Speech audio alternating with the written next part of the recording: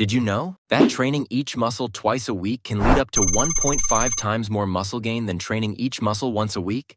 This means that if you want to maximize your muscle growth, training each muscle twice a week can make it way easier to build muscle. That is because hitting your muscles right after they recover continuously stimulates growth, leading to more significant gains over time. But how do you actually train each muscle twice a week without overtraining? Well, I'm going to tell you exactly how to do it with a simple 3-step program. But first, why is training the muscle twice a week more effective than training it once?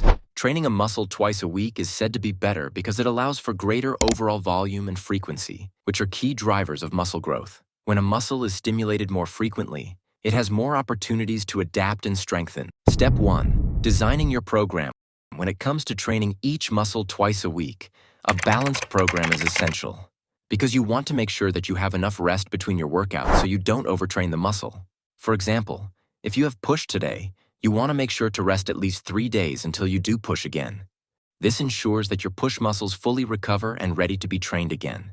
To design your program, first you want to choose what style you want to use. You can use push-pull legs, in which you go 3 consecutive days, take a rest, then repeat.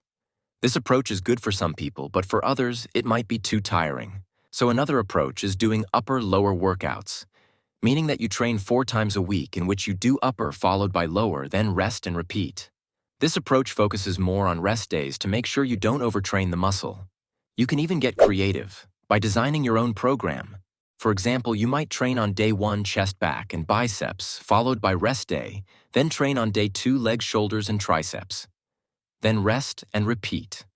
The idea is to train the muscle twice a week while also giving it enough time to recover and grow. Step 2.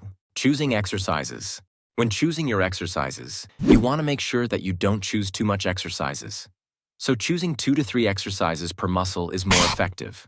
For example, if you have push, you should do 2 to 3 exercises like bench press, incline bench press, and chest fly to fully target the chest without overtraining, followed by 1 to 2 shoulder exercises and 1 to 2 triceps. Now in the next push session, your focus can be more on the shoulders, so you do 3 exercises shoulders, then 2 chest, then 2 triceps.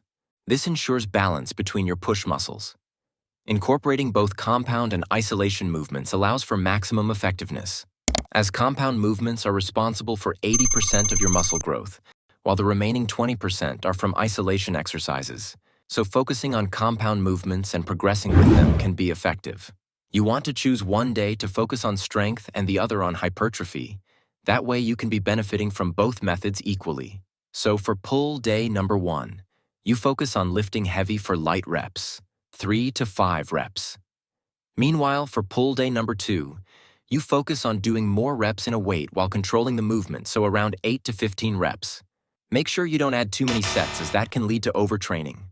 So do 3 to 4 sets for compound movements, and 2 to 3 sets per isolation movements.